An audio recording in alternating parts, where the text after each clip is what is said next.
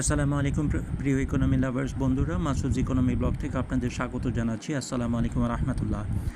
দেখুন, আমরা যে জিনিসটা নিয়ে একটু আলোচনা করছিলাম সেটা নিয়ে একটু বিস্তারিত বলার একটু সময় রয়ে গেছে। দেখুন, চ্যানেল আইয়ের মারফতে আজকে আমরা জানতে পারছি, এটা সম্ভবত আজকে বা গতকালকের খবর, একত্রিত হচ্ছে 3টি দ্বীপ, জেগে উঠছে বিস্তীর্ণ ভূমি বঙ্গোপসাগরে।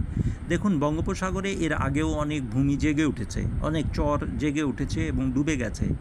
এবং আপনারা পত্রিকার প্রতিবেদনগুলি পড়লেই বুঝতে পারবেন যে কোনো চর ডুবে থাকা বা ভেসে থাকা এটা দীর্ঘস্থায়ী একটা প্রক্রিয়ার মধ্যে দিয়ে যায়।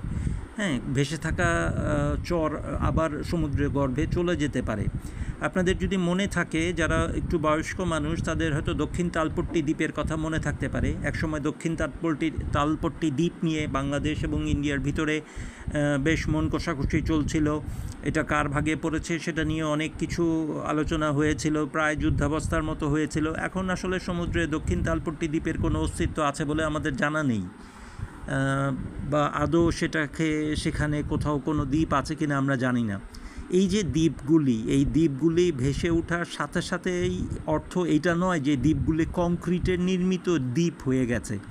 এই দ্বীপগুলির এখনও বন্যার পানিতে, জলোচ্ছ্বাসে, জোয়ারে, ঘূর্ণিঝড়ে আবার পানির নিচে তলিয়ে যাওয়ার সম্ভাবনা আছে। কাজেই কোনো কিছু ভেসে উঠলেই সেটার সাথে সাথে সেটা দখল করে নেওয়াটা, এটা শুধু যে মহাজন বা জলদস্যুরা করে তা না, এটা সাধারণ মানুষও করে। আমার মনে হয় সরকারের এই ব্যাপারে একটা বিস্তারিত পরিকল্পনা করা দরকার। অথবা সরকার যদি নিজে সক্ষম না হয়, সরকার ইচ্ছা করলে পানি উন্নয়ন বোর্ড, সেনাবাহিনী, নৌবাহিনী এবং বিমান বাহিনীকে নিয়ে একটি সমন্বিত বোর্ড গঠন করে আসলে দ্বীপটাকে কিভাবে রক্ষা করা যায়, দ্বীপটাকে কিভাবে মজবুত করা যায়, মানুষ বসবাসের উপযোগী করা যায়, জলদস্যু মুক্ত করা যায়, সেই জিনিসটা চিন্তা করা উচিত। এটা না করে আমরা যদি খালি দ্বীপ ভাসলেই বা ডুবোচর জাগলেই একটু লাফালাফি করা শুরু করি, এটাতে আসলে কোনো ফলদায়ক কোনো কাজ হয় না। এটা মাসুদ ইকোনমি ব্লকের ব্যক্তিগত মতামত।